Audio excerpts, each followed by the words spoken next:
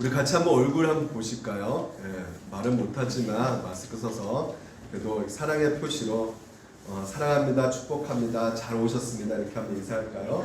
예, 사랑합니다, 우리 사랑합니다, 축복합니다, 환영합니다. 2021년 또 다른 새해가 또한 우리가 시작되었어요. 구정 여러분 어떻게 잘 보내셨습니까?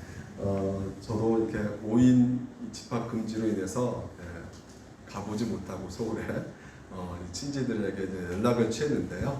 연락을 하는데 그분들이 다 같이 동시에 이렇게 했던 말씀이 뭐냐면 코로나19 언제 끝날까 막 이런 고민들을 동시에 같이 말해줬었던 것 같아요. 벌써 1년이 넘어간 것 같습니다. 오늘 우리 최은지 집사님 기도 가운데 코로나로 진짜 시작해가지고 작년에 코로나로 이렇게 마감한 것 같아요. 1월 20일 날 첫 환자가 작년에 발생됐었죠. 그 이후로 일상적인 삶이 완전히 통제되면서 우리가 이게 마스크를 쓰지 않고서 만날 수 없는 그런 환경 가운데 살게 되었죠. 우리 자녀들도 친구들 만나기가 더욱더 힘들어져가지고요. 학원도 마찬가지입니다. 너무나 불편한 가운데 힘든 가운데 학원도 제대로 가지 못해서 대학 입시 어떻게 치르나 하면서 온몸 불편했던 또 학생도 있고요. 심지어 우리 청년들 대학을 보낸 청년들도 이 낭만 같은 걸 전혀 찾을 수 없는 학교도 가보지 못한 캠퍼스 생활을 하지 못한 그 상황 가운데 너무나 답답한 현실에 부딪히게 된 것입니다. 일상 삶 속에서 이렇게 여러 가지로 이 집합금지 명령도 떨어지는 상황 속에서 집에 있는 시간이 너무나 길어져서 여러 가지로 힘든 상황 가운데 있어요. 그래서 구정 때 여러분 우리 할아버지 할머니들 보지 못하는 그런 서러움과 그 아픔과 외로움들이 누구나 다 그 가정들마다 숨소리가 탄식소리가 아마 들려지기도 했을 것입니다. 그래서 여행이라도 한번 떠나보고 싶지만 여행도 가보지 못하는 상황 가운데 있지요. 그래서 집에서 TV라도 틀어보면 TV 틀어보면 어때요? 확진자가 더 많이 생기고 또한 사망자 수가 늘어나는 것을 볼 때마다 우리 마음 가운데 두려움이 더 엄습해 오고요. 심지어 이 백신이 개발되었다 할지라도요. 여러 가지 그 변이가 생겨가지고요. 더욱더 우리가 불안감을 느끼고 있는 현실 가운데 있습니다. 특히 영국 같은 데는요. 이 변이가 이렇게 생겨서요. 이 백신이 맞았음에도 불구하고 영국을 떠나야겠다는 생각을 갖는 사람들이 굉장히 많이 생겼다고 합니다. 이런 뉴스를 접하게 되면 정말 우리 가운데 오는 것은 불안감과 두려움과 그리고 또한 이런 우울에 우리가 빠지기 쉽다는 것입니다. 그래서 실제로 이 우울증이 있다는 것이 이것을 일명 코로나 시대 때 생겼다고 해서 이 코로나 블루, 이 블루라는 것이 우울이라는 뜻이거든요. 그래서 코로나 블루라는 이 명칭이 생기기 시작했습니다. 그래서 이 코로나 블루 이 증상이 있다고 하는데 이 증상을 한번 보게 되면 이런 증상이 있다고 합니다. 소화 불량이 일어나고요. 그리고 두통도 심해지고 심장이 두근거려진다는 거예요. 그리고 불면증, 잠이 안 온다는 것입니다. 그리고 감정의 기복이 이렇게 생긴다고 해요. 그리고 무기력증이 이제 발생된다는 것입니다. 그리고 사소한 코로나 관련된 뉴스를 보게 되면 예민하게 반응을 하게 된다는 것이에요. 여기서 4가지 증상이 여러분 가운데 나타난다고 하면 상담을 받아야 된다고 말을 하고 있어요. 근데 여기서 가장 큰 문제는 뭐냐면 6번째 무기력증이라는 것이죠. 이 무기력증이 우울증을 발생하는데 아주 큰 역할을 한다고 합니다. 우리는 어떤 슬픈 감정이 계속 지속되면 우리가 우울증이 생기지 않을까 생각하지만 이 감정의 문제가 아니라고 해요. 보통 이렇게 우울증에 빠지면 나타나는 그 결과가 이 무기력증, 아무 유혹과 어떤 욕구가 없어진 상태로 진행되어진다는 것이죠. 그래서 이런 그 대인 교류 가운데 아주 유명한 개념이 하나 있는데 그게 어떤 개념이냐면 이 스트로크라는 개념이 있어요. 스트로크. 처음 들어보시죠? 이 스트로크라는 것은 바로 어떤 것이냐면요. 대인관계의 어떤 스킨십이나 몸짓이나 눈짓, 표정, 감정, 언어 등의 자신의 반응을 상대에게 알리는 대인 교류의 한 단위를 말하고 있는데요. 쉽게 말해서 접촉이라는 뜻이에요. 접촉한다는 것이죠. 그래서 어떤 긍정 감정이나 부정 감정 이렇게 발생시킬 수 있는 어떤 접촉을 바로 이제 스트로크라고 합니다. 그래서 저 상대방 너 예쁘게 생겼다. 그리고 오늘 너 헤어스타일 진짜 마음에 든다.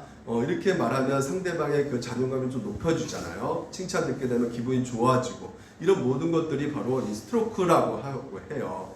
그래서 스키심도 일종의 어떤 스트로크가 될 수가 있게 되는 것이죠. 그래서 이렇게 애정을 만들어낼 수 있는 모든 활동들을 이 스트로크다라고 말을 합니다. 그래서 이 스트로크, 그러니까 뭐 아이스크림 내가 먹고 싶다 해가지고 내가 아이스크림 사 먹게 되면 나에게 이 스트로크를 주게 되는 것이죠. 예, 그리고 누군가 나가 아이스크림 좋아하는데 누군가 나를 사준다 그러면 굉장히 기분이 좋아지잖아요. 예, 그래서 이것이 바로 이제 긍정적인 스트로크라고 말할 수가 있는 것입니다. 근데 여러분 이 스트로크가요 또한 방해를 받을 수가 있단 말이에요.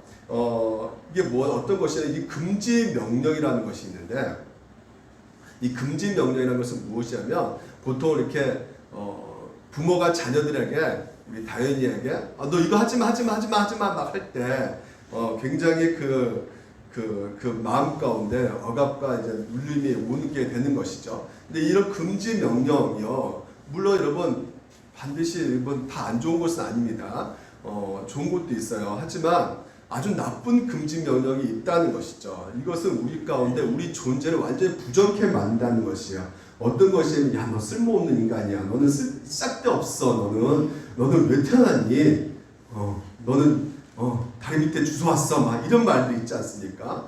그러니까 이런 말들을 통해서 이 존재 부정의 어떤 금지 명령이 우리 가운데 들어오게 되면 굉장히 프레스되고 억누른 상태에서 나라는 존재 자체가 무시되는 상황 속에서 우리가 우울에 빠질 수가 있게 된다는 것입니다. 그래서 우리가 우울이라는 것은 결국은 스트로크가 없어진 상태, 접촉이 없는 상태가 되는 것이죠. 그러니까 접촉이 없으니까 모든 욕구가 없어지는 것이에요. 그러니까 모든 욕구가 다 좌절되는 것입니다. 그러니까 이것들이 바로 이제 우울로 가는 길에 서 있게 되는 것입니다. 스트로크가 없어진 이 상태가요. 그러니까 이 스트로크 자체가 없기 때문에 욕구가 발생되지 않기 때문에 욕구가 생겨나지도 않고요. 그래서 결과적으로 우울이 되는 것이죠. 또 이제 존재 부정을 하게 된다면 여러분 이것이 이제 내 안에서 생기게 되면 내가 무가치하게 느껴지게 되고요. 그리고 내가 무가치하게 인식되는 그 상황 속에서 이 존재 부정에 대한 금지령으로 살아가는 사람들에게 있어서는 삶의 의미를 느낄 수가 없기 때문에 극단적인 선택을 하게 되는 것이죠. 그래서 이런 것들이 자연스럽게 우울증으로 진행되는 과정이라고 합니다. 그러니까 어떤 슬픈 감정이 지속되게 생기게 되면 그럴 수도 있겠지만 근본적으로 어떤 이런 반응의 모습 가운데 우리가 이 우울증이라는 것을 진단할 수가 있게 된다고 해요. 그러니까 여러분 이 두 가지가 우울증을 이끌어가는 힘이라고 한다면 그러면 이것을 우울증을 벗어날 수 있으려면 우리가 어떻게 해야 되겠습니까? 반대로 가면 되는 것이겠죠. 계속 그러니까 스트로크를 계속 지속적으로 주는 것이고 또한 존재의 의미를 계속해서 부여해주면 되겠죠. 그러면 우리가 우울에 벗어날 수가 있게 되는 것이에요. 그래서 오늘 여러분과 같이 오늘 제목이 뭡니까? 코로나19 2021년도에도 우리가 코로나가 계속해서 생길 것 같아요. 백신이 개발된다 하지만 좀처럼 이 코로나가 살지 않는 그 상황 가운데 여러분 인생 가운데 이 2021년도 우울이 또한 여러 가지 그런 답답함이 생길 수 있을 텐데 오늘 이 코로나 블루를 제거할 수 있는, 극복할 수 있는 방법을 하나님의 말씀을 통해서 세 가지를 여러분 가운데 살펴보도록 하겠습니다. 그러니까 이 세 가지는 결국 우리 가운데 뭘 주겠어요? 스트로크를 줄 것이고 여러분 가운데 존재의 그 의미를 더욱더 부여하게 되겠죠. 이 두 가지가 딱 생기면 우리가 우울증에 안 빠질 수 있겠죠. 할렐루야. 그래서 여러분 그 세 가지를 여러분 살펴볼 텐데요. 먼저 첫 번째는요, 여러분 이것을 여러분 가운데 기억했으면 좋겠어요. 변화되는 게 목적이 아니라 살아남이 목적이라는 것입니다.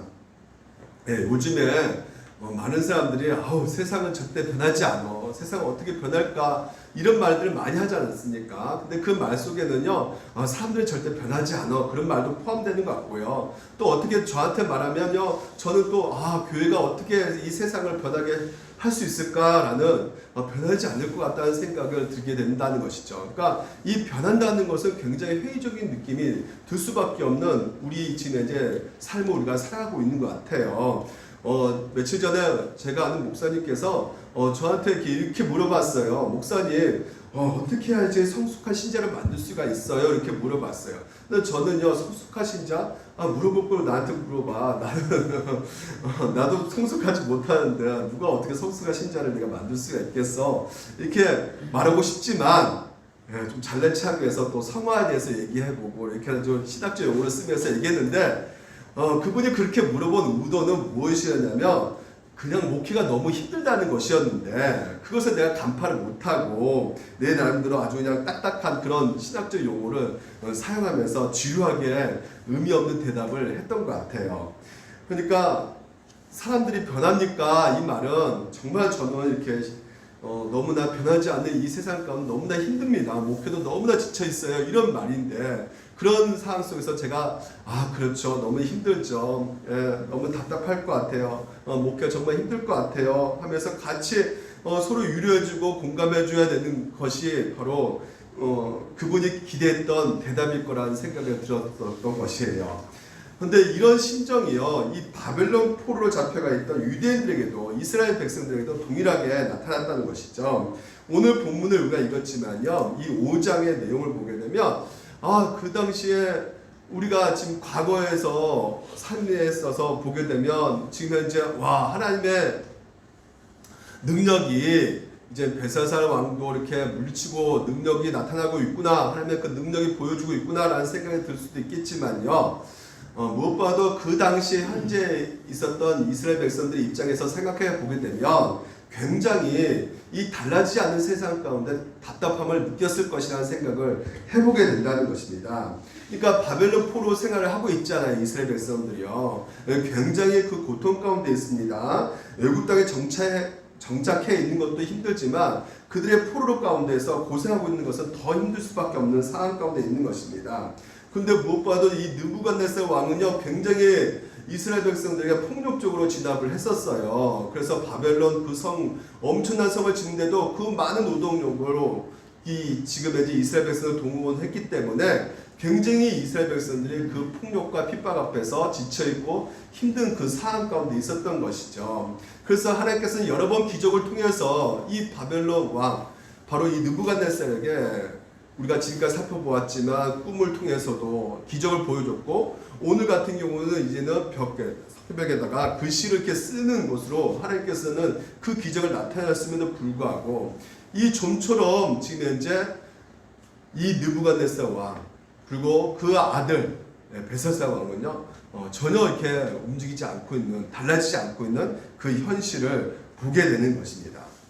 지금 여러분, 우리가 여기서 벨사살 왕과 이 느부갓네살 왕의 그 관계를 좀 이렇게 살펴보면요, 이 느부갓네살 왕, 우리가 처음에 등장했던 다니엘 세 친구가 풀무불에 떨어졌을 때 그 명령을 했던 그 왕이 바로 느부갓네살 왕이었는데, 그 느부갓네살 왕은 바벨론을 만들었죠. 바벨론을 만들었습니다. 근데 그 느부갓네살 왕의 아들은 없었어요. 그래서 그 딸의 사위가 왕이 그 다음이 됐거든요. 그 왕이 바로 니보니우스라는 그 사위예요. 근데 이것을 이제 이 사람의 이름을 이제 느부갓네살 3세라고 불리고 있습니다. 그러니까 이 느부갓네살 이 3세가요, 결국은 지난 우리가 사장에 살펴보았을 때 광인 생활을 하잖아요. 7년간이요. 광인 생활하면서 하나님께서 나를 낮추셨구나 라는 것을 경험하고, 우리가 그 4장 37절인가 그것을 우리가 살펴보았죠. 4장 37절에 하나님의 행한 자를 능히 낮추셨다 이렇게 고백을 했단 말이에요. 그래서 이 느부갓네살 3세가요, 이제 자기 아들 벨사살 왕하고 같이 이 바벨론 왕국을 이끌어 가는데, 이 나라를 확장하는 그 상황 속에서 결국은 이 자기는 페르시아 왕 고레스에게 참패를 당하게 됩니다. 그래서 결국은 이 바벨론이요 페르시아가 완전히 멸망하게 되는데 오늘 이 본문에 나오는 벨사살 왕은 결국은 어떤 왕이 되느냐? 바벨론 왕의 마지막 왕이 되는 것입니다. 그러니까 무슨 말씀인지 아시겠죠? 벨사살 왕하고 이 느부갓네살 왕 3세는 같이 지금 현재 나라를 섭정하고 있는 것이에요. 같이 다스리고 있는 것입니다. 그러니까 아버지는 나라 밖에서 전쟁하면서 싸우고 있고 아들은 그 나라를 지키기 위해서 안에서 지금 현재 정치를 하고 있는 상황 가운데 있는 것이죠. 근데 이 벨사살 왕이요 도무지 이해할 수 없는 것이 무엇이냐면 지금 현재 궁에서 파티를 하고 있단 말이에요. 지금 자기 아버지는 전쟁에서 지금 이제 한참 싸우고 있는데 그리고 지금 현재 그 전세가 얼마나 유급하고 지금 현재 얼마나 힘든지를 지금 현재 모르는 것처럼 지금 그 많은 귀족들을 3천이나 되는 많은 귀족들을 초청해 가지고 지금 현재 파티를 하고 있단 말이죠. 그러니까 이게 생각이 없는 것인지 아니면 워낙 쾌락을 좋아했던 사람이었던지 우리가 생각할 수 있겠지만요. 우리가 궁극적으로 우리가 4절을 보게 되면 그렇지 않음을 보게 됩니다. 자, 4절 보게 되면 이 지금 이제 벨사살 왕이요. 지금 그 우상을 두는 그 창고에를 가서 이렇게 돌로 만든 실들, 그 새 나무 구리 이런 신들을 찬양하고 있음을 보게 됩니다. 그리고 예루살렘을 점령하면서 획득했던 그 그릇을 가지고 자기 그 잔치에서 술을 따르는 그런 행위를 하고 있음을 보게 돼요. 그러니까 궁극적으로 뭘 보여주고 있냐면 하나님을 대적하는 하나님을 모독하는 행위를 지금 현재 하고 있다는 것을 우리가 볼 수가 있는 것입니다. 그러니까 하나님이 계속해서 또다시 모독당하고 있는 것을 우리가 보고 있는 것입니다. 그러니까 불의한 자가 하나님을 대적하고 있고 모욕하고 있는 것이에요. 하나님께서 그렇게 미래의 그 계시를 이 꿈을 통해서 보여줬고 또한 그 용광로 속에서 그 백성들을 건져내신 것을 그런 기적들을 보여줬음에도 불구하고 이 세상이 달라지지 않는 것을 우리가 볼 수가 있다는 것이죠. 기적을 행하시고 능력을 나타내고 계시한 대로 그대로 이루어졌음에도 불구하고 거기에 대한 그 감동과 기쁨은 잠시일 뿐 이 불신은 여전하고 교만의 그 제약은 사라지지 않고 있음을 보게 된다는 것입니다. 그러니까 세상은 여전히 불공평하고 여전히 잔인하고 여전히 불의한다는 것이에요. 그래서 하나님께서는 영광록 속에서 그 살아가는 그 새 친구, 다니엘 새 친구를 목숨을 건져주시고 불에 타지 않게끔 만드신 것을 봤음에도 불구하고 전혀 이 세상이요 바뀌어지지 않는 그 사건들이 우리 가운데 보여주고 있다는 것입니다. 근데요 이 바벨론을 본 유대인 심정들은 그러면 어떠할까라는 생각을 우리가 해보게 된다는 것이죠. 이젠 조금 좀 더 편하게 살 수 있을 것이다 라는 생각을 하고 있었는데도 불구하고 또 다른 환난이 찾아오고 있는 상황 속에서 이들의 이 핍박과 힘듦과 우리를 지치게 하는 그 모든 어려운 일들 가운데 이 지금 현재 유대인들은 이스라엘 백성들은 좀처럼 나아진 것이 아니라 세상이 오히려 별로 나아지는 것이 없다 싶으면 그 자기가 노력과 기다림도 허무하다고 느껴질 수밖에 없는 그 현실 속에서 하나님께서 그렇게 기적도 보여주시고 능력을 행하셨음에도 불구하고 이 지금 현재 이들은 좀처럼 달라지지 않고 있음을 보았을 때 그리고 또 다른 큰 파도가 몰아치는 그 상황 속에서 여지없이 낙심하고 나동거려지는 유대인들의 모습을 우리가 볼 수가 있게 된다는 것입니다. 그렇습니다. 지금 현재 귀족들을 불러가지고 잔치를 하는 그 상황 가운데 그 예루살렘 성전에 쓰여졌던 그릇을 가지고 술을 마시고 있는 지금 이들의 모습 가운데 놀라운 또한 하나님의 기적이 일어나는데 이 벽에 이 석벽에 갑자기 사람의 손가락이 나타나가지고 글을 막 쓰는 것이죠. 그러니까 상상만 해도 소름이 끼치는 것이에요. 왜 손이 나타나서 막 글을 쓰고 있는데 이것이 환상도 아니고 이게 뭐 꿈도 아니고 실제로 벽에 기록된 어떤 글자들이 있단 말이죠. 그러니까 왜냐하면 이 모든 사람들이 봤어요. 이것은 진짜 현실이 일어난 일인 것입니다. 그래서 얼마나 충격을 받았든지 이 지금 벨사살 왕이요 뭐라고 말하냐면요 이 왕의 즐기던 얼굴빛이 변하고 그리고 그 생각이 계속 범민하면서 괴로워한다는 것이죠. 그 넓적다리 마디가 너무 타고 그의 무릎이 서로 막 그냥 부딪히면서 막 그냥 두렵고 무서워서 막 떤다는 것이죠. 부딪히도록 심히 떨기 시작했다는 것입니다.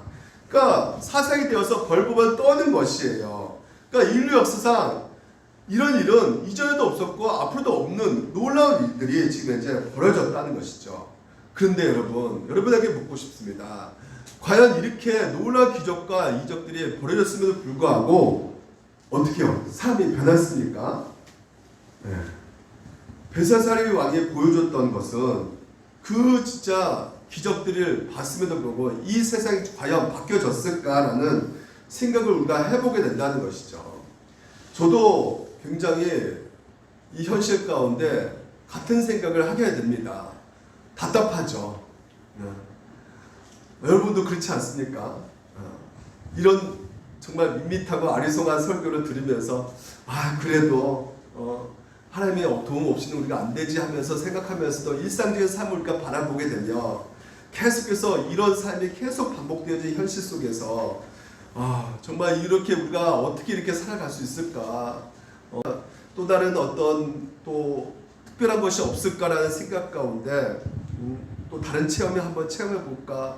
그거라도 한번 해보면 좀 나아지지 않을까? 그래서 좀 여러 사람의 간증도 들어보기도 해보고, 그리고 또한 찬양도 뜨겁게 불러보기도 하고, 기도도 그냥 부르짖으면서 기도도 해보지만, 여러분 한참 시간이 지나고 나면 또 우리가 그 자리에 다시 와 있는 것 같은 느낌 들지 않습니까?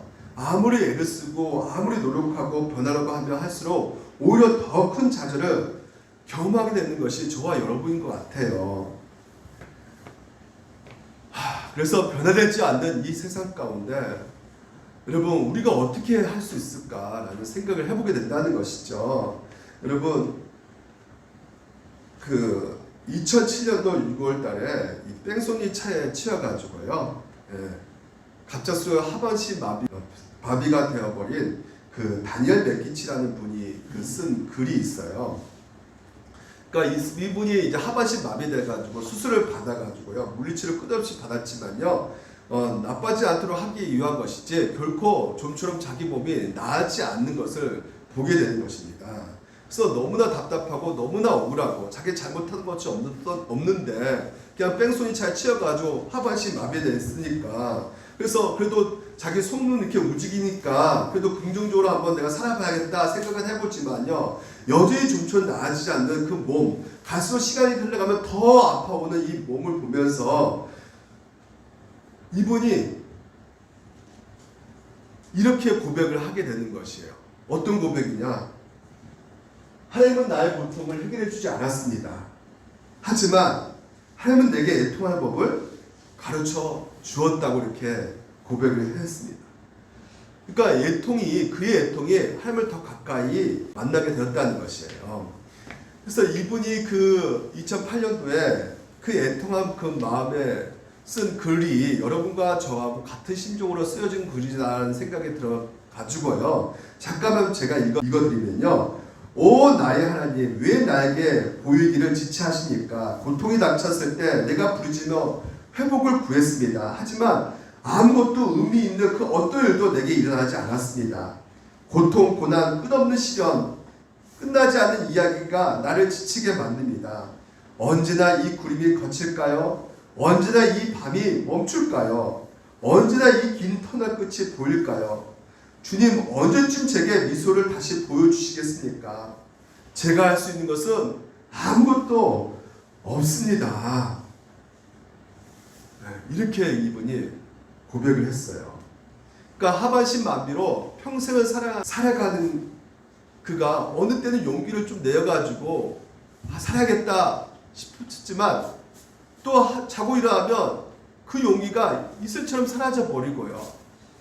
그리고 어떨 때 또 하나님의 음성이 들리고 하나님께서 말씀해 주신 것을 내가 또한 믿겠지만 또 시간이 지나가면 또 이 주요함과 이 답답함이 현실 가운데 묻어져 있기 때문에 몇 번씩 그 혼란 속에서 살아가고 있다는 그 마음의 고백이 이 글로 표현되고 있다는 것입니다. 그래서 이분이 자기의 애통함을 통해서 하나님을 더욱더 경험하고 있다 라고 말을 하고 있어요. 여러분, 그에게는 변화가 목적이 아니었던 것입니다. 그러니까 변화는 목적이 아니에요. 변화시키는 것도, 세상을 바꾸는 것도 그의 목적이 아닌 것이죠. 목적이 뭡니까? 살아냄이라는 것이에요. 변화가 살아났다는 증거가 아니라 기다림 속에 애통할 수 있음이 바로 살아있다는 증거인 것입니다. 그의 몸은 좀처럼 나아지지 않고 그는 더 나은 희망을 가질 수 없고 기대도 할 수 없으며 시간이 지나면 지날수록 그의 몸은 점점 더 쇠약해지고 기력이 점점 없어지고 그나마 움직였던 손도 힘이 빠져서 움직이지 못하게 될 것이라는 그런 불안감이 매일매일 그의 삶 가운데 오는 상황 속에서 용기를 한번 가지고 다시 한번 일어나 봐야겠지 다짐을 해보지만 그 용기도 새벽 작업이라면 사라져버리는 그것을 숱하게 경험하면서 나오는 고백이 바로 내게 있어서 인생의 목적은 살아냅니다. 그러니까 변화가 아니라 세상을 바꾸는 것이 아니라 내가 더 나은 사람이 되는 것이 아니라 살아냄이라는 것이에요.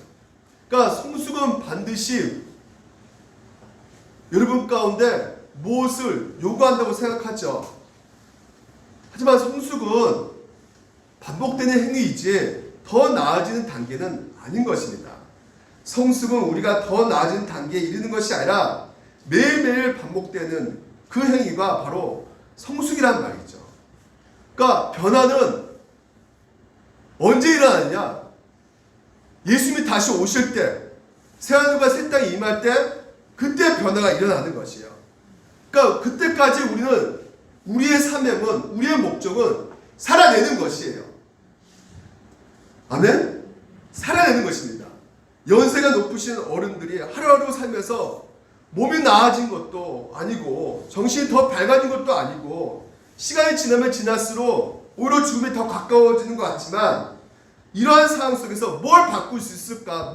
이런 고민 가운데 변화를 목적으로 생각하고 있다면 아마 이제 내가 할 일은 아무것도 없다 싶어서 낙심할 수밖에 없는 그 상황에 우리가 있게 되고 또한 우리는 더욱더 우울해질 수밖에 없는 현실 가운데 있는 것이죠. 하지만 주님이 오시는 그날, 주님이 나를 부르시는 그날 내 모든 것이 다 변할 것이니 주님이 나를 부르시는 그날까지 내가 믿음 안에서 살아냄이 내 존재의 목적이라 생각하고 하루하루를 살아가는 것이 바로 우리의 성숙함이라는 말이죠. 그것이 바로 성숙이란 말이에요. 그러니까 여러분 힘겹지만 힘들죠 여러분. 때로는 괴로워하고 때로는 애통하고 때로는 아파하면서 우리가 하나님의 약속을 붙들고 살아내야 되는 것입니다. 이것은 여러분에게 대충 살자는 말이 아니에요. 뭐 베살사 왕처럼 우리가 막 살자는 말이 아닙니다. 저도 여러분 교회를 좀 더 성장시키고 좀 더 여러분 같이 뭔가 좀 더 커지게 만들고 근데 여러분 시간이 가면 갈수록요 저는 이 교회를 바꿀 수 없다는 생각을 하게 돼요. 왜냐하면 저의 무능함이 시간이 가면 갈수록 더 보여지고 있기 때문에 더 이 교회를 크게 성장하고 크게 만들고 건강한 교회 바꿀 수가 없다고 생각이 들어와서 낙심 가운데 있는 제 자신을 본다는 것이죠. 그런데 만약에 여러분이 영목사 나는 바랄 게 없어. 난 예수만 끝까지 붙잡고 예수 얘기하고 예수님이 우리의 그 모든 것을 움직이시는 주님이시라는 것을 우리가 그 고백을 우리가 붙들고 살아내자 라고 여러분들이 저에게 말씀하신다면 그때 오히려 저는 좀 힘을 얻을 수 있을 거라는 생각을 하게 된단 말이죠. 여러분 우리가 주님이 부르실 때까지 우리는 어디에 머물러 있어야 되느냐? 그 은혜 가운데 머물러 있어야 되는 것이에요. 하나님께서 오늘도 그 모든 것에 있어서 달라지지 않는 그 현실 속에서 우리를 부르시고 우리를 부르는 그 자들에게 하나님께서는 그 하늘의 소망, 부활의 소망, 다시 오실 그날을 오늘 우리 가운데 이 다니엘을 통해서 보여주고 있단 말이죠. 그래서 이 다니엘이 메시아를 기다린 것처럼 오늘도 우리 삶 속에서 다시 오실 예수님을 바라보면서 그 약속 가운데 우리가 끝까지 그 약속을 붙들고 믿고 우리가 살아내는 것입니다. 이게 바로 우리가 할 일이 되는 것이에요. 하나님의 능력이 나타나도, 그래서 하나님의 능력이 나타나서 벳사살 이겼다? 이게 오늘도 이 본문이 말해주는 것이 아니라 세상은 달라지지 않지만 궁극적으로 다시 오실 예수님을 통해서 이 세상은 달라질 것이다. 그래서 우리는 이 세상 삶 속에서 왜 달라지지 않을까? 왜 변하지 않을까? 하면서 왜 이렇게 우리는 이렇게 끝까지 계속해서 이렇게 살아가야 되는 것인가? 매일 좌절하고 매일 넘어지고 매일 쓰러지는 그 상황 속에서 주님께서 우리 가운데 유료로 주시는 이 말씀은 바로 내가 오는 날, 내가 너희를 부르는 날이 그때 변화되리라. 그때까지 오늘도 그 날을 기다리면서 우리가 주어진 날을 살아내자는 것입니다. 여러분 2021년도도 마찬가지입니다. 우리 주님이시고 우리의 생명이신 예수 그리스도를 바라보고 그분의 오심을 기다리며 우리가 견뎌내시기를 주님 이름으로 축원드립니다. 오늘도 여러분 2021년도 우리가 그렇게 살아냅시다. 우리가 곧 넘어지겠지만 또한 쓰러지고 또 연약함이 있습니다. 그럼에도 불구하고 내 안에서 내 삶 가운데 전혀 변화가 기대할 수 없을 정도로 그 현실 속에 우리가 있다 할지만 무기력한 존재 가운데 있다고 하지만 오늘 사랑하신 그 하나님의 주신 그 약속 예수 그리스도 오늘도 그분의 약속을 붙잡고 오늘도 다시 한번 우리가 살아냅시다. 우리의 목적은 변화가 아니라 살아냄입니다. 여러분 그것을 꼭 기억하시기 바랍니다. 두 번째는요, 하나님의 평가는 상대적 평가가 아니라 절대적 평가라는 것이에요. 여러분 11절 보게 되면요, 이 벨사살 왕에게 다니엘이 이렇게 말합니다. 선왕이신 느부갓네살 왕은 하는 것이 그 사람을 말수와 점성과 주술가의 점쟁이에 대한 우둔 머리로 세우셨습니다. 자, 이 세상은요 1등만 기억하는 세상이죠. 우둔 머리. 그러니까 1등은 누구만 차지할 수 있어요? 한 사람만 차지할 수 있죠.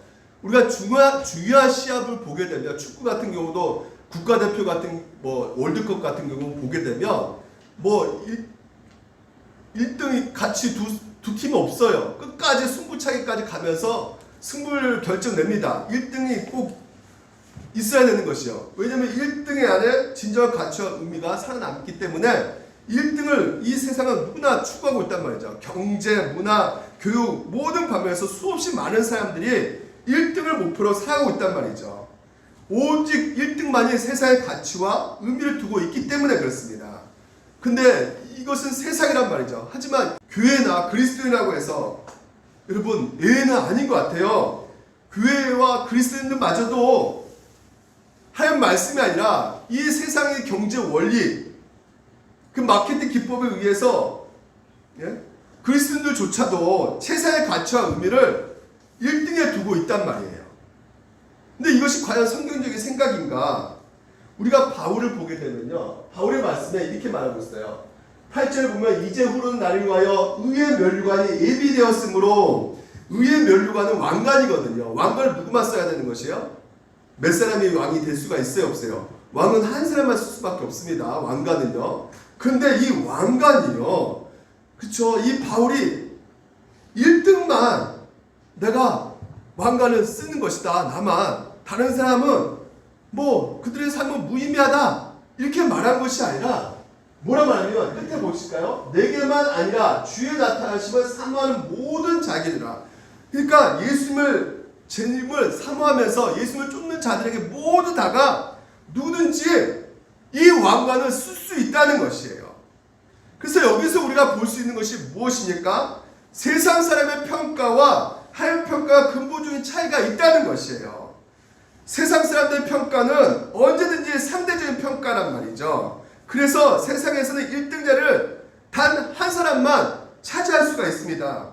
그러니까 1등 앞에서 2등, 3등, 4등 다 필요 없어요. 상대적인 패배감만 맛볼 수밖에 없게 되는 것입니다. 하지만 하나님의 평가는 언제든지 절대적인 평가란 말이죠. 하나님 앞에서는 누구든지 모든 사람이 1등을 함께 할 수 있다는 말입니다. 아멘?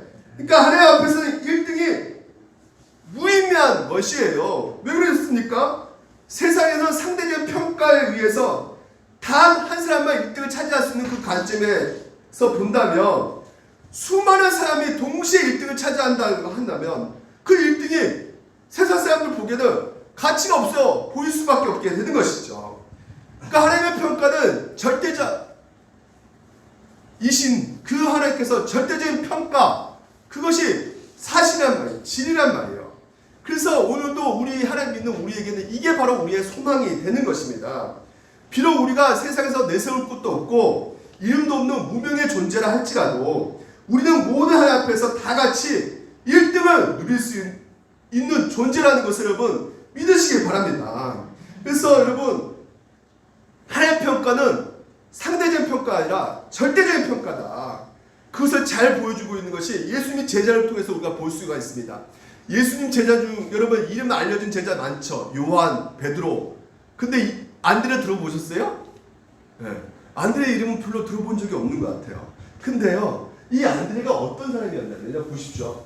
요한의 말을 듣고 예수를 따르는 중 한 사람이 하는 시몬 베드로의 형제 안드레가요, 보십시오. 안드레가 무슨 역할을 했냐면 이름 다 알려진 안드레예요. 근데 그가 먼저 자기 형제 시몬을 찾아 말할 때 우리가 메시아를 만났다 해가지고 내가 그리스도를 만났다. 누구한테 전할 거예요? 베드로에게 전했단 말이에요. 복음을 전했단 말이죠. 그러니까 베드로는 어떤 사람입니까? 한 번 설교로 3,000명이 그 자리에서 다 회개하게 된 유명한 설교자 아니겠습니까?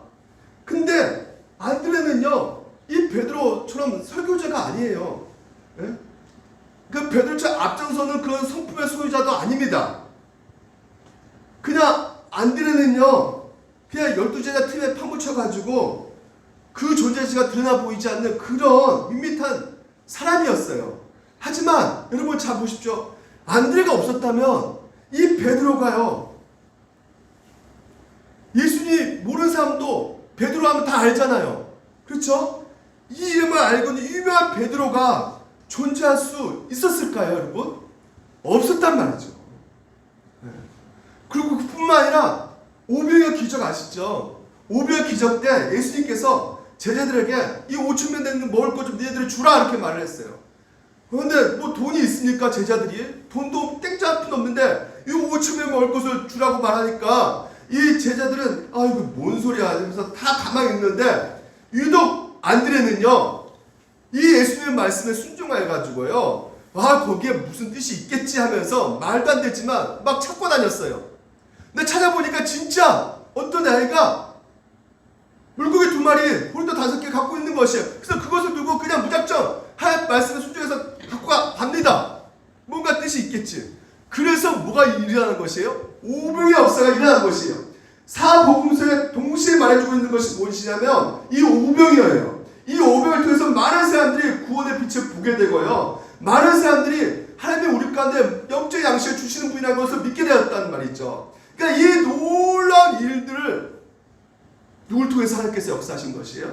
이 안드레를 통해서 하나님께서는 역사하심을 볼 수가 있단 말이죠. 이 베드로가 수제자라는 거예요. 수제자가 무슨 말이에요? 으뜸 제자란 말이죠. 근데 이 으뜸 제자가요, 안드레가 없더라면요 결코 으뜸 제자가 될 수 없다는 것을 오늘 분명히 우리 가운데 확인시켜 주고 있단 말입니다. 그래서 오늘 이 안드레도 누구란 말이에요? 하나님께서 보시기에는 1등 수제자다라는 것이죠. 예? 그러니까 삶의 밖으로 두드러지게 보이는 베드로뿐만 아니라 삶이 드러나 보이지 존재조차도 부각되지 않았던 이 안드레도 하나님 평가는 수제자다, 절대적인 평가 지금 이제 하고 계신다는 것입니다. 사도 바울도 마찬가지예요. 사도 바울도 다메섹 도상에서 예수를 만났어요. 근데 예수를 만났는데 그것은 정확히 복음이 어떤 것이 들리지도 않고 그냥 눈이 가려져가지고 비늘로 이렇게 벗겨지는 그 상황 속에서 이 아나니아가 안수를 통해서 그 모든 것을 일처리하는 그 과정 가운데 이게 너무나 지쳐있고 힘든 상황 속에서 어디에 머물렀냐면 이 다메섹에 머물렀는데 여기서 어떤 일이 벌어집니까? 지금 보십시오. 사울이 다메섹에 있는 제자들과 함께 며칠 있었다고 해요. 이 지금 다메섹에 있는 제자들 누군지 모릅니다. 거기에는 분명히 아나니아가 들어가 있을 거예요. 근데 이 제자들을 통해서 이 바울이 어떤 일이 벌어지고 있냐면요, 같이 보고 나서 어떻게 하고 있어요?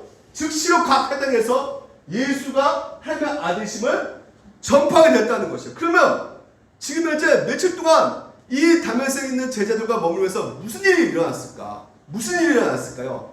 우리가 안 봐도 화나죠. 아마 이 바울에게 이 제자들이 예수님이 누구시고 예수님이 이 땅에서 어떤 일을 하셨고 그래서 십자가를 죽으시고 부활하시고 승천하셨다는 것을 직접 들었을 것이에요. 그러니까 그 은혜 가운데 은혜가 충만하니까 담대히 나가서 예수 그리스도의 복음을, 하나님의 아들이심을 증거하는 이 바울이 될 수가 있었던 것입니다. 무엇을 말해주고 있는 것입니까? 이 사울이 바울이 될 수 있는 그 복음의 사도, 가장 큰 1등 사도가 된 것은 누구에게 영향을 받았던 것이에요? 바로 지금 전혀 모르는 다메섹에 있는 제자들의 영향을 받았단 말이죠. 이름도 없는 이 다메섹의 그리스도인들, 그들 모두가 하나님의 절대적인 평가이란 말이죠. 여러분, 만약 하나님께서 인간처럼 인간을 상대적으로만 평가하신 분이시라면 하나님께서는 당신의 독생자를 반드시 이 세상에서 1등가는 천하제왕의 모습으로 보내셔야만 되는 것이에요. 그러나 하나님께서는 당신의 독생자로 이 땅 가운데 어떻게 보내셨습니까? 더러운 짐승의 외양간에 태어나게 하심으로 가장 낮고 비천한 모습으로, 인간 모습으로 이 땅에 오게 하셨다는 것이죠. 그러니까 하나님은 인간을 절대적으로 평가하신 분이시다. 그러니까 절대적 평가 앞에서는 이 세상에서 가장 낮고 비천한 인간도 가장 높은 자가 될 수 있음을 당신의 독생자 예수를 통해서 우리 모두에게 각인시켜 주고 있다는 것입니다. 그래서 1등 못한다 할지라도 코로나19 내가 세상 어떻게 좀 뭔가 좀 돼야 될 텐데 이거 못하고 꼴찌가 된다 할지라도 절망하지 마시기를 바랍니다. 네. 아멘? 네. 우리 모두가 다 하나님 앞에서는 뭐가 됐다? 우리 모두가 뭐다? 나는 1등이다. 여러분, 전체 의미를 부각시켜요, 여러분 가운데. 그래야지 우리가 코로나19 이 불을 이겨나갈 수 있는 것입니다. 여러분, 하루에 3,000명 회개시키는 이 베드로, 위기대한 설교자가 될 수 우리는 없죠. 하지만 베드로를 주님 앞에 인도하는 이 보이지 않는 안드레는 우리가 할 수가 있어요. 할 수 있지 않습니까? 이 땅에 살아있는 동안에 그래야 할 수 있어요, 없어요? 우리 한번 예수 믿어보자, 의지해보자, 전화라도 줄 수 있고 가장 가까운 이웃에게. 여러분, 그래서 그 인생이 그래? 한번 하나님 나도 기도해볼까? 의지해볼까? 여러분, 그 인생이 그래서 하나님을 의지하는 인생으로 바뀌어지면 이게 인생의 우리의 보람 아니겠습니까? 그러니까 우리는 비록 내세울 곳도 없고 우리의 이름 없는 무병일지라도 우리 모두가 결국 하나님 앞에서는 이 영원한 1등을 여러분 함께 얻고 있고 있으며 우리는 그것을 누리셔야 된다는 것입니다. 그래야지만이 코로나19 블루 여러분 우리가 능히 극복할 수 있게 되는 것입니다. 마지막 세 번째, 여러분 시간이 많이 지셨는데요, 10분만 여러분 가운데 같이 말씀 나누겠습니다. 10분만 잠깐만 더 들어보시기 바랍니다. 알 수 없는 위험과 알 수 있는 안전이라는 것이에요. 이게 무슨 말이냐? 굉장히 어려운 말인데 지금 현재 이 다니엘이요, 이 벨세나 왕이 이렇게 말합니다. 자, 네가 지금 현재 엉뚱한 짓을 하는데 하나님은 어떤 분이시냐? 이렇게 소개하고 있어요. 빨강시 지극히 높으신 하나님이 사람 나라를 다스리시며 자기 뜻대로 누구든지 그 자리에 세우시는 줄을 알기에 이르렀나이다. 자, 하나님이 어떤 분이시냐? 여러분, 우리가 지금 이제 발붙이고 있는 이 땅, 얼마나 애축할 수 없는 그 상황감 됐습니까? 그러니까 불확실성이 가득 차 있는 것이 바로 우리가 지금 발붙이고 있는 이 땅이에요. 이것을 우리가 몸소 지금 이제 경험하고 있습니다. 인류가 쌓아놓은 그 문명이 얼마나 뛰어난 것일지라도 이 조그마한 보이지 않는 이 바이러스 하나 어떻게 할 수 없는 소수무책의 상태에 있는 것을 우리가 보지 않습니까? 그러니까 그 어떤 것도 우리 미래를 안전하게 담보해 줄 수 없다는 것을 우리가 배우게 된단 말이에요. 여러분, 이 세계가 안전합니까? 우리가 그것을 배우잖아요. 결코 그렇지 않구나. 그러면 절망입니까, 여러분? 아니죠. 오늘 이 모든 것을 통치하고 다스리는 분이 누구시라는 것이에요? 하나님이시라는 것이에요. 그러니까 하나님이 우리 가운데 안전이 된다는 것을 여러분들 믿으시기 바랍니다. 지금 현재 이 시편 120편을 보게 되면 우리가 너무나 자세히 알 수 있어요. 자, 보십시오. 성전에 올라가는 노래 이렇게 나왔어요. 예루살렘 성전 올라가면요, 그냥 올라가는 것이 아닙니다. 그 우리가 누가복음 10장에 보면 사마리아 사람이 강도 만나는 사건 아시죠? 다 뜯겨요. 그러니까 그만큼 위험이 있어요. 맹수 위험이 있고 도둑놈이 위험이 있고 그 사막 가운데 그 정갈 위험, 낭떠러지 위험, 엄청난 그 위험이 도사리고 있단 말이에요. 근데 그 위험이 여러분 결국 어떤 것을 말해주고 있느냐? 우리 인생이 바로 그런 인생이란 말이에요. 보십시오. 여호와께서 8절에 너희 출입을 지금부터 영원까지, 너희 출입을 지금까지, 이 출입이라는 것은 뭡니까? 들어갔다 나왔다는 거잖아요. 그러니까 우리 인생이 바로 그런 인생 아니겠습니까? 예, 계속해서 우리 삶 전체를 우리가 보게 되면 들어갔다 나왔다, 좋은 일 있다 없다, 행복하다 행복하지 않다, 이런 가지 인생의 복잡한 쪽으로 우리가 생각하고 있는 그 현실 가운데 있어요. 하지만 너희 출입을 지금 누가 지켜주고 계신다는 것이에요. 너희 인생을 누가 지켜주고 계신다는 것이에요. 예, 하나님께서 언제까지? 영원까지 내 인생을 책임져 주신다는 거예요. 여러분 생이 마감되기 되는 것뿐만 아니라 여러분 생이 마감되고 이후에도 하나님께서 여러분을 책임져 주신다고 약속을 하고 있다는 말이죠. 그래서 1절 다시 한번 보게 되면 내가 사느냐면 눈을 돌리라. 눈을 돌리니까 도움이 어디서 올고 우리가 이걸 경험한단 말이죠. 바이러스 안에 모든 인류가 다 나가 떨어져 버렸단 말이죠. 그거 보지 않습니까 지금? 예? 선진국 불린 나라까지도 이 바이러스 허둥대면서 우왕좌왕하면서 어떻게 할 수가 없는 거예요. 그냥 생명의 속절없이 나가 떨어져 현실을 우리가 보게 된단 말이죠. 예? 이 도무지 믿어지지 않는 현실. 그러니까 인간이 만드는 시스템이 그 어떤 것도 안전함이 없다는 것을 우리가 볼 수가 있단 말이에요. 언제나 구멍이 뻥뻥 뚫릴 수 있다는 것을 우리가 볼 수 있단 말이죠. 그러니까 이것을 이 시인이 너무나 이 진리를 알고 있어서 나의 도움은 어디서 올고, 여러분 도움이 진정한 도움이 어디서 올까요, 여러분? 여호와께다. 근데 여호와가 누군데? 그게 누구시라는 것이? 천지를 지으신 하나님이시라는 거예요. 그분이 누구시냐? 이 모든 것을 만드시는, 만을 창조하시는 하나님이시란 말이죠. 그래서 그분 손아귀에 다 있단 말입니다. 여러분 이 코로나 블루 이 어둠 캄캄한 이 상태에서 여러분 그 모든 것에서 하나님께서 움직여가고 계신다는 걸 여러분들 믿으시기 바랍니다. 그래서 여기서 지키신다는 말이 몇 번 나오느냐? 무려 6번이나 나와요. 6번. 지킨다는 말은 보디가드가 그 옆에서 딱 버티고 있어가지고 늘 감시하는 거야. 똑같은 말이에요. 아기를 낳는 그 엄마가요, 그 아기를 끝까지 보고 있잖아요. 다른 거 하면서도 그 아기만 주목하고 보고 있잖아요. 그걸 말하고 눈여겨 지켜본다는 것이죠. 우리 다현이를 엄마가 설거지 하면서도 민석을 지켜보고 있고, 다현이를 지켜보고, 일석이를 지켜보고 있단 말이죠. 이렇게 딱 받쳐주고 있단 말이에요. 우리 하나님께서. 할렐루야. 왜 이렇게 우리 하나님 지켜주고 보호하십니까? 우리는 누구 것이기 때문에? 그렇죠. 우리 하나님 것이기 때문에. 우리 하나님은 하나님의 소유란 말이에요. 예수 핏값으로 사신 하나님 것이란 말이죠.